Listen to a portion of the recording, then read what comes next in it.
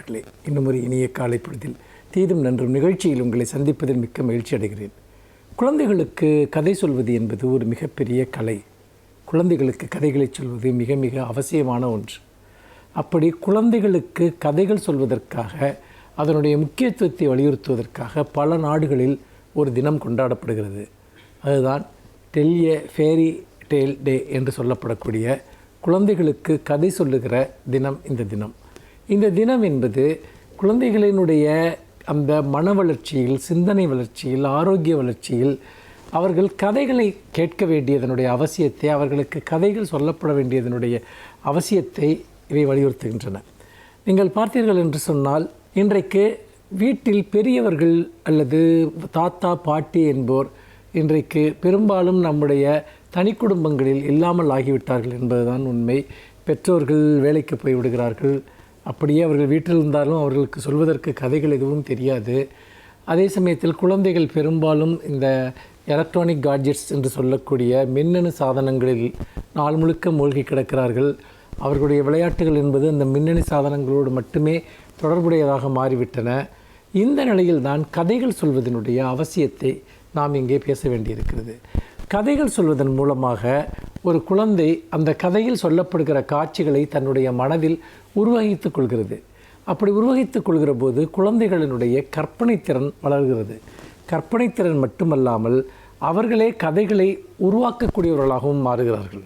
அவர்கள் மனதில் ஒரு மிக பல்வேறு காட்சிகளும் சொற்களும் உருவாக தொடங்குகின்றன.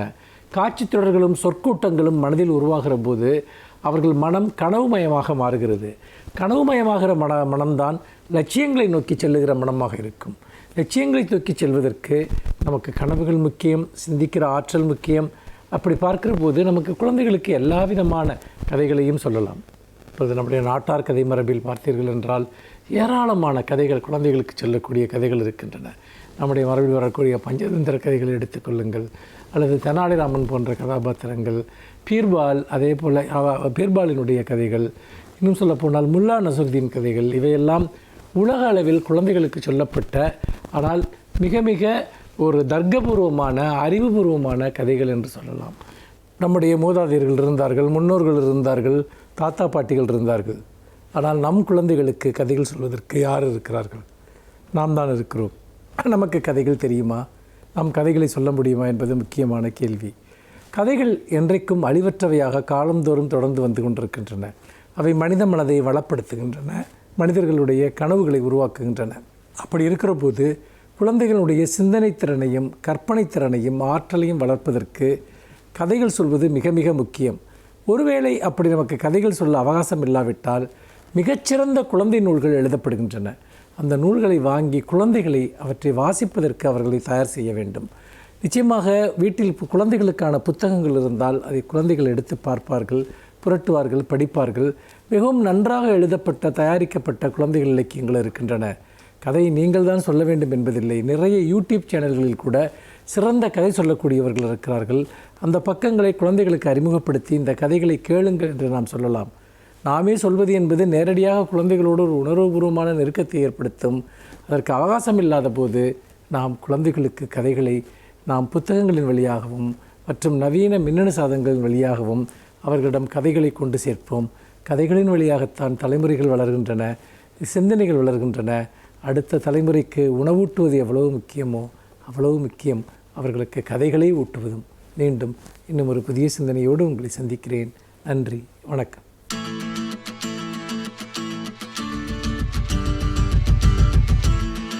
அனைவருக்கும் என் அன்பு வணக்கம்.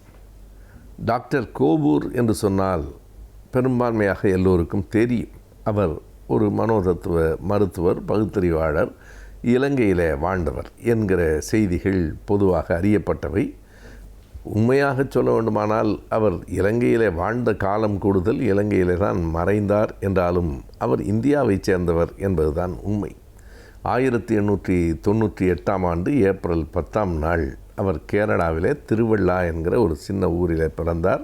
படித்ததும் இந்தியாவிலே தான், கொல்கத்தாவிலே பிறந்தார். அன்றைக்கு அது கல்கத்தா.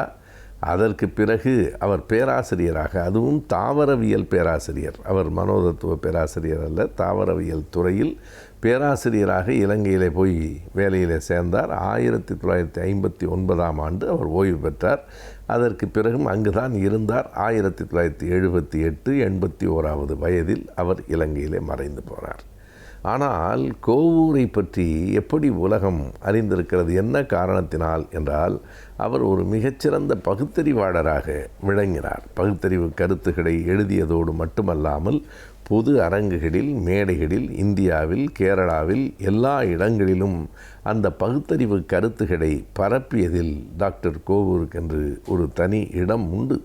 அவர் வெறும் எழுத்துகளாக, மேடை பேச்சுகளாக அல்லாமல் பல இடங்களில் இந்த கருத்துகளுக்கு யார் எதிர்கருத்து சொல்ல வருகிறீர்கள் என்று அறைகூவல் விடுக்கிறவராக இருந்தார். அதனால்தான் அவர் பரவலாக கூடுதலாக அறியப்பட்டார் என்று சொல்ல வேண்டும். தான் கடவுள் என்று சொல்லிக்கொள்ளுகிற யார் ஒருவரையும் அவர் கடுமையாக எதிர்த்தார். சில சவால்களை மேடையிலேயே முன்வைத்தார். அதாவது, கையை குலுக்கினால் திருநீர் வருகிறது என்று சொன்னால், ஏன் நீங்கள் எனக்கு திருநீர் வேண்டாம், கையை குலுக்குவதன் மூலம் ஒரு சின்ன பூசணிக்காயை தர முடியுமா என்று கேட்டார். ஏனென்றால் அவருடைய கோட்பாடு கைக்குள் அடங்குகிற பொருளைத்தான் மறைத்து வைத்திருந்து கொடுக்க முடியும். பூசணிக்காயை யாரும் மறைக்க முடியாது. நம்முடைய பழமொழியே உண்டு, சோற்றிலே பூசணிக்காயை மறைப்பது போல என்று. மறைக்க முடியாது. ஒரு சின்ன பேரிச்சம்பழத்தை சோற்றில் மறைத்து விடலாம், பூசணிக்காயை மறைக்க முடியாது. கைகளுக்குள், கை இடுக்குகளில் திருநீற்றை வைத்து கொள்ளலாம், மறைத்து வைத்து கொள்ள முடியும். ஆனால் பூசணிக்காயை மறைத்து வைத்து கொள்ள முடியாது. இப்படி சில கேள்விகளை அவர் முன்வைத்ததால் பரவலாக அவர் அறியப்பட்டார். ஆவி, பேய், பிசாசு என்பன குறித்து கடுமையாக ஆய்வுகளை மேற்கொண்டார். அப்படி ஒன்று உலகத்திலேயே இல்லை என்பதை அவர் பல இடங்களில் எடுத்து சொன்னார். மிக சின்ன சின்ன போட்டிகளை மேடையில் அவர் அறிவித்தார்.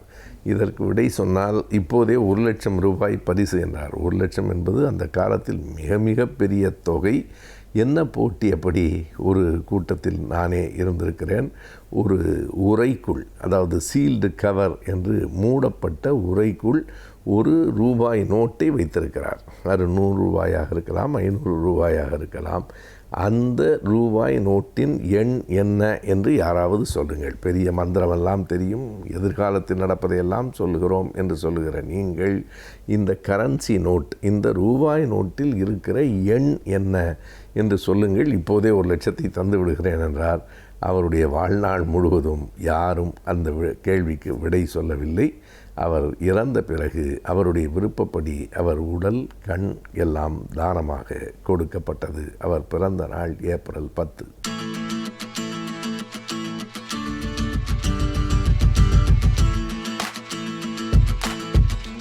வணக்கம் நேயர்களே. நாம் மன வாழ்க்கையில் ஏற்படக்கூடிய சிக்கல்கள், பிரச்சனைகள், இவைகளெல்லாம் நாம் எவ்வாறு சமாளிப்பது என்பதை பற்றி சில யூகங்களை நாம் பார்த்து வருகின்றோம். அதில் ஒவ்வொன்றாக பார்த்து வந்தோம். அதாவது, நாம் பிடித்தது, பிடிக்காதது, விட்டு கொடுப்பது, அதாவது பிறந்த வீட்டை பற்றி நாம் பெருமையாக பேசாமல் இருப்பது என்று பல யுக்திகளை நான் உங்களிடம் கூறி வந்தேன். அதில் ஒரு முக்கியமான ஒன்றாக இருப்பது தாம்பத்தியம். அதாவது மன வாழ்க்கையில் தாம்பத்தியம் என்பது பொதுவாக செக்ஸ் என்று சொல்கின்றோம். அதாவது அதை பற்றிய பாலியல், இதை பற்றிய பிரச்சனைகள், அதை பற்றிய விவரங்களை எல்லாம் நாம் வெளிப்படையாக சொல்வதற்கு நாம் இன்றும் வெளிப்படையாக சொல்லக்கூடிய ஒரு நிலைமை இன்னும் வரவில்லை. அதுபோல் ஒரு சந்தர்ப்பம் தான் நிலவுகின்றது. பால்வினைகளை பற்றி, பாலியல் பற்றி விரிவாக வெளிப்படையாக சொல்வதற்கு முடியாத ஒரு நிலையில் இருக்கின்றோம். அதாவது செக்ஸ் என்று சொல்கின்றோம். செக்ஸ் என்றால் என்ன என்று கேட்டோம் என்றால், செக்ஸ் என்பது லத்தீன் லாங்குவேஜில் அந்த காலத்தில் மருத்துவத்துறையில் கிரேக்கர்கள், லத்தீன் இவர்கள் தான் அவர்கள் கை ஓங்கியிருந்தது. அவர்களுடைய மொழிகள் தான் இன்றும் மருத்துவத்துறையில் நாம் பின்பற்றி வருகின்றோம்.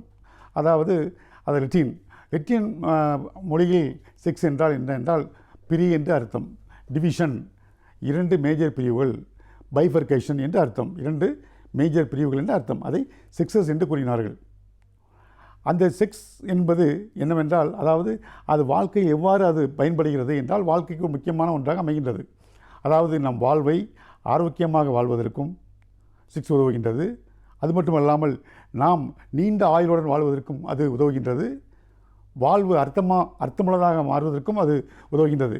வாழ்க்கையில் அர்த்தம் வேண்டுமானவா, அர்த்தமுள்ள வாழ்க்கைக்கு அது உதவுகின்றது. ஆக ஒவ்வொரு கட்டத்திலும் அது செக்ஸ் என்பது நமக்கு அதாவது உதவுவதாக இருக்கின்றது. ஆரோக்கியமான வாழ்வு, அர்த்தமுள்ள வாழ்வு, நீண்ட ஆயுள் உள்ள வாழ்வு இன்று நமக்கு அது பெரும் பங்கினை நமக்கு பகிர்கின்றது. அதாவது விஞ்ஞான முறை எடுத்துக்கொண்டோம் என்றால் எப்படி என்றால், விஞ்ஞான முறையில் உடல் ரீதியாக எடுத்துக்கொண்டோம் என்றால், அதாவது இருதயத்திலிருந்து நேரடியாக பிளட் சப்ளை எங்கு செல்கின்றது, தாம்பத்தியம் நடக்கும் நேரத்தில் அதை சப்ளை ஆகின்றது. அதாவது இதயம் தன்னுடைய சப்ளை ஒவ்வொரு ஆர்கன்களுக்கும் லிவர் இருக்கின்றது, கிட்னி இருக்கின்றது, லங்ஸ் இருக்கின்றது, ஒவ்வொன்றுக்கும் அது பிரான்ச் மூலமாக மெயின் பிரான்ச் என்று சிறு பிரான்ச் என்று அப்படி தான் செல்கின்றது ஒவ்வொரு உறுப்புகள் வேலை செய்வதற்கும். ஆனால் இந்த தாம்பத்தியத்தில் இந்த செயல்படும் நேரத்தில் 5 புலன்களும், மனிதனுடைய 5 புலன்களும் ஒன்றாக இணைந்து செயல்படக்கூடிய நேரம் அது. அதாவது கோஆர்டினேஷன், கோஆபரேஷன் என்று ஒன்றுக்கொன்று கோஆர்டினேட் பண்ணி ஒத்துழைத்து மொத்தமாக ஒரே நேரத்தில் பணி செய்யக்கூடிய அந்த நேரம்தான், அதாவது செயல்படக்கூடிய நேரம்தான் நமக்கு தாம்பத்தியம். அந்த நேரத்தில் இருதயம் என்ன செய்கின்றது, நேரடியாக தன்னுடைய கண்ட்ரோலை எடுத்துக்கொண்டு நேரடியாக இரத்த சப்ளை அங்கே செலுத்துகின்றது. உடலில் இந்த அளவுக்கு ஒத்துழைக்கின்றது பாருங்கள். அது மட்டும் இல்லாமல் அதை கண்ட்ரோல் பண்ணக்கூடிய, அதாவது தாம்பத்தியம் செக்ஷன் சொல்கின்றோமே, அதை கண்ட்ரோல் பண்ணக்கூடிய இடம் மூளையில் இருக்கின்றது. அதற்கு அருகில்தான் அறிவுத்திறன் உள்ள இடமும் இருக்கின்றது. இந்த 2 கண்ட்ரோல் ரூமும் மூளையில் அருகருகே இருக்கின்றது, அருகாமையில் இருக்கின்றது, அடுத்தடுத்து இருக்கின்றது. ஆகவே அதாவது அறிவுத்திறன் அதிகமாக இருந்தாலும் அது ஸ்டிமுலேட் பண்ணுகின்றது, இது அதிகமாக இருந்தாலும் அதை ஸ்டிமுலேட் பண்ணுகின்றது. இவ்வாறாக அடுத்தடுத்து இருக்கின்றது. எவ்வளோ ஒற்றுமையாக இருக்கின்றது. அது மட்டுமல்லாமல் அதாவது நாம் பார்க்கின்றோம், அதாவது உடல் மட்டுமல்ல, உள்ளம் கூட. அதாவது தாம்பத்தியம் என்பது தனி மனிதனுடைய வாழ்க்கை, தனி மனித சுதந்திரம் என்றால் கூட இருவரும் இணைந்தால்தான் நாம் அதை செயல்படுத்த முடியும். அதே நேரத்தில் அதாவது அது உடல் சம்பந்தமான ஒன்றுதான், உறவுதான். இருந்தாலும் மனம் அங்கே முக்கியத்துவம் பெறுகின்றது. மனமும் அதில் பங்கேற்கின்றது. எவ்வாறு என்றால் திருப்தி. நமக்கு திருப்தி என்பது எப்படி கிடைக்கின்றது? நாம் உடல் மூலமாகத்தான் அதில் நாம் தாம்பத்தியம் என்பது கிடைக்கின்றது அந்த செயலில். அதே நேரத்தில் நாம் அதாவது திருப்தி என்று ஒன்று உண்டு. திருப்தி அடைந்தால் தானே நமக்கு திருப்தி என்று ஒன்று வரும். அது முடிவு கொண்டு வருவதற்கு ஒரு திருப்தி தேவைப்படுகின்றது. அந்த திருப்தி எங்கிருந்து வருகிறது? மனத்திலிருந்து வருகிறது, மனம். ஆகவே அதாவது தாம்பத்தியத்தில் உடல் ரீதியாக இருந்தாலும் உள்ளமும் முக்கியமாக ஒரு பங்கை ஏற்றுக்கொள்கிறது. ஆகவே இது வாழ்க்கைக்கு முக்கியமான ஒன்று. இருந்தாலும் நாம் அதாவது செக்ஸ் என்ற வார்த்தைகளை சொல்வதற்கு நம்முடைய சமுதாயத்தில் சில ஸ்டிக்மாக்கள் இருக்கின்றது, அடைமொழிகள். அது மட்டுமல்லாமல் பட்ட பெயரெல்லாம் இருக்கின்றது. வெளிப்படையாக சொல்வதற்கே முடியாத ஒரு சந்தர்ப்பம் நிலவுகின்றது. அதனால்தான் இன்று அதாவது என்ன சொல்கின்றார்கள் என்றால், வாழ்வியல் மருத்துவம், வாழ்வியல் கல்வி என்று சொல்கின்றார்கள். அதாவது வாழ்வியல், அது மருத்துவவியல் கல்வி அப்படி என்று சொல்கின்றார்கள். குடும்பவியல் கல்வி என்று கூறுகின்றார்கள். அதை நாம் அழகு தமிழில் சொல்ல வேண்டும் என்றால், நம்முடைய அழகு தமிழில் அர்த்தமுள்ளதாக சொல்ல வேண்டும் என்றால் அதுக்கு தாம்பத்தியம் என்று சொல்லலாம். தாம்பத்தியம் என்பது ஒரு புண்ணியமான வார்த்தை, ஒரு கண்ணியமான வார்த்தை. நாம் அதை பயன்படுத்திக் கொள்ளலாம். ஆகவே தாம்பத்தியம் மனிதனுடைய திருமணத்தில் தாம்பத்தியம் என்பது முக்கிய பங்கு வகிக்கின்றது. தாம்பத்தியம் இல்லாமல் திருமணம் இல்லை. தாம்பத்தியம் இல்லாத திருமணங்கள் அதாவது நிலைக்கலாம். ஆனால் திருமணம் இல்லாத தாம்பத்தியங்கள் நிலைத்ததாக சரித்திரமில்லை.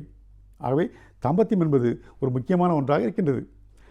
தாம்பத்தியம் அதுவாக நம்முடைய சமுதாயத்தில் எடுத்துக்கொள்ளோம் என்றால், திருமணத்திற்கு அப்பாற்பட்ட தாம்பத்தியத்தை சமூகம் ஏற்றுக்கொள்வதில்லை. அது கண்டிக்கத்தக்கது, அது தண்டிக்கத்தக்கது. நம்முடைய சமுதாயத்தில் திருமணத்திற்கு அப்பாற்பட்ட தாம்பத்தியம், ஒரு பாலியல் உறவு என்பதை சமூகம் ஏற்றுக்கொள்ளுமா? ஆணாக இருந்தாலும் சரி, பெண்ணாக இருந்தாலும் சரி ஏற்றுக்கொள்ளாது. அதே நேரத்தில் திருமணத்தின் மூலமாக நாம் அடையும் தாம்பத்தியம் இருக்கின்றதே, அதற்கு நம்முடைய சமூகம் என்ன கூறுகின்றது? அதை ஒரு புண்ணியமாக நினைக்கின்றது, ஒரு கண்ணியமாக நினைக்கின்றது, ஒரு மரியாதையாக நினைக்கின்றது. நமக்கு ஒரு மரியாதையும் கிடைக்கின்றது அந்த தாம்பத்தியத்துக்கு. அதை சாந்தி என்று கூறுகின்றோம், மன அமைதி, சாந்தி முகூர்த்தம் என்று கூறுகின்றோம் அல்லவா? திருமணத்தின் மூலம் அதை அடையும் பொழுது அதனுடைய கண்ணியமும் அதனுடைய மதிப்பும் கூடுகின்றது. ஆகவே திருமணத்தில் தாம்பத்தியத்தில் அதாவது இந்த தாம்பத்தியம் ஈடுபடும் போது அதில் சில கட்டுப்பாடு இருக்கின்றன. எழுதாத சட்டம், அது எழுதாத சில சட்டங்கள் இருக்கின்றன. சில கோட்பாடுகள், விதிமுறைகள், கட்டுப்பாடுகள் எல்லாம் இருக்கின்றன. நம்ம சமுதாயம் அதை அமைத்து தந்திருக்கின்றது. ஒரு செயல் இருக்கின்றது வைத்துக்கொள்வோம். ஒரு செயல் இருக்கின்றது. அந்த செயலில் ஒரு லிமிட்டேஷன் இருக்கும். அந்த லிமிட்டுக்குள்ளே நாம் இருக்க வேண்டும். சமுதாயம் ஒன்றை வைத்திருக்கின்றது, ஒரு செயலை. அந்த செயலை நாம் தாண்டும் பொழுது, அந்த செயலை மீறி, அந்த வேலையை மீறி, அந்த ஒரு லிமிட்டேஷனை மீறி நாம் செயல்படும் போது எப்படி இருக்கின்றது? அது சமுதாயத்திற்கு பயன்படும் பொழுது அது சாதனையாக ஏற்றுக்கொள்ளப்படுகிறது. சமுதாயத்திற்கு பயன்படாத இருக்கும் பொழுது, சமுதாயத்திற்கு தீங்கு விளைக்கும் போது அது தண்டனைக்குரியதாக ஆகிறது. ஆகவே சமுதாயம் நாம் அதை தவறு என்றும் சரி என்றும் அதை தீர்மானிக்கின்றது. அதாவது தாம்பத்தியத்தை பொறுத்தவரையில் என்னென்றால், இதுதான் சரி, இதுதான் தவறு என்றில்லை. இதுதான் அளவு, இவ்வளவுதான் அளவு இருக்க வேண்டும் என்றெல்லாம் இல்லை. நம்ம முடிந்தது, முடியாதது, பிடித்தது, பிடிக்காதது, வேண்டியது, வேண்டாதது எல்லாம் அங்கே இருக்கின்றன. அதே நேரத்தில் தாம்பத்தியத்தில் வக்கிரங்கள் இருக்கின்றது, கொடுமைகள் இருக்கின்றது, துன்பங்கள் இருக்கின்றது, விவகாரங்கள் இருக்கின்றன, கொடுமைகள் இருக்கின்றன, இதெல்லாம் இருக்கின்றன.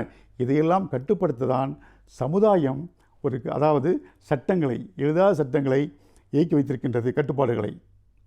அந்த கட்டுப்பாட்டுக்குள் இருக்கும் பொழுதுதான் அந்த தாம்பத்தியம் சிறப்பை பெறுகின்றது. ஆகவே இன்றைய இளைஞர்கள் தாம்பத்தியத்தை பொறுத்தவரை எப்படி இருக்கின்றார்கள் என்பதை நாம் அடுத்த முறை சந்திப்போம். நன்றி, வணக்கம்.